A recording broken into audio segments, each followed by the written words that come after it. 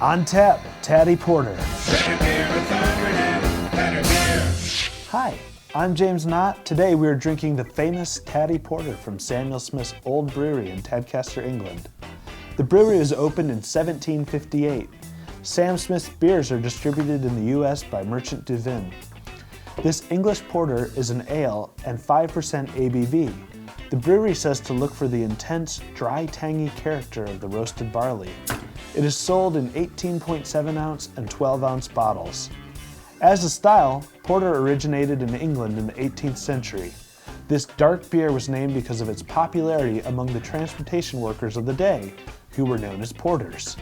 Stout and porter are related beer styles. Stronger, darker porters were once known as stout porters, and the name eventually shortened to stout. Adam, what kind of flavors are you pulling out of this? It's very smooth. It's got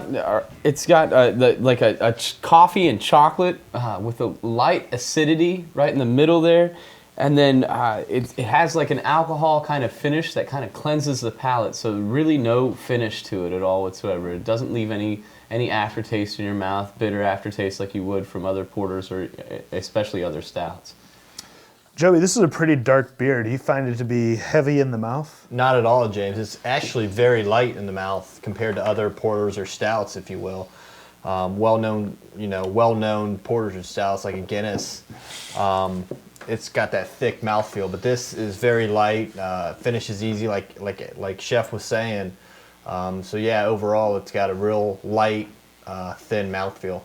Okay, and Scott, do you think this is accessible to, I don't know, non-beer drinkers or light beer drinkers? In my opinion, this is a beer that I personally think that someone that doesn't necessarily have an affinity towards maybe some BMCs, but has dabbled in a few beers here and there and really hasn't had a luck in finding one they really like, I think this might be one that they could try because, like they said, it has no aftertaste, and it really does have kind of a swagger to it that leaves it unto itself. I mean, this is a high quality beer, but at the same time, it doesn't have an aftertaste that a beer would have. So I think this is something that could really open the eyes of someone that just is looking for that right beer to kind of hook them. Okay, Adam, I'm looking back into the BBA vault. I don't know if you can remember, but do you think you would take Taddy Porter or Samuel Smith's Imperial Stout?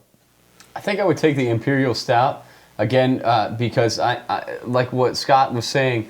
There isn't a lot of that lingering finish to it, and I almost like that. I like that flavor that kind of lingers. That's what makes me drink more beer, is that coating and that nice flavor. It doesn't have that really kind of creaminess that your typical stout would have.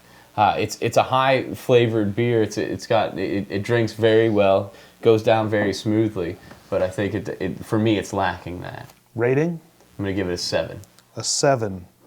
Joby, would you recommend this beer to other people? I would, James. I'm going to go off a little bit of what Adam just said, how he would pick the Imperial Stout over this one. I'm the total opposite of what he's saying here. I would definitely take this. I'm all about aftertaste and how the beer is leaving me feeling after I take a drink. Is it making me come back for more? Is it staying on my palate and giving me a off-putting taste? This beer has almost no aftertaste at all, so it makes me want to come back for more. That's what I look for in a beer, where I'm at, and so I think this is a great porter. I'm going to give it a 9, James. Okay, Scott, what's your big picture on this beer?